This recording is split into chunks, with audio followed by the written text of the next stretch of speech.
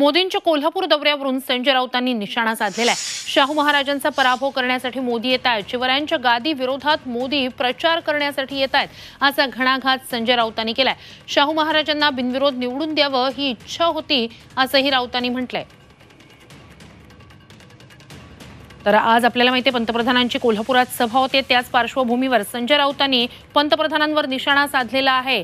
शाहू महाराजांना पराभूत करण्यासाठीच मोदी येत आहेत, असा हल्लाबोल राऊतांनी केलाय।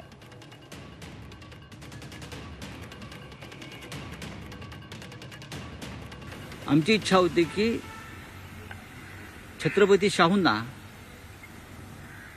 बिनविरोध निवडून द्यावं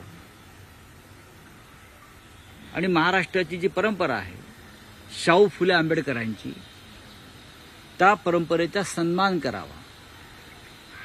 कोल्हापूरची जागा शिवसेनेची होती लोकसभेत, तरी अमृत नोनी गॅस्ट्रिन, अपचन, ऍसिडिटी, गॅस्ट्रबल ह्यापैकी तुम्हाला कुठलाही गॅस्ट्रिक प्रॉब्लेम झाला, उपाय एकच, अमृत नोनी गॅस्ट्रिन। आम्ही शाहू महाराज, शाहू छत्रपती उभे राहतात म्हटल्यावरती आम्ही ती त्यांच्यासाठी सोडली।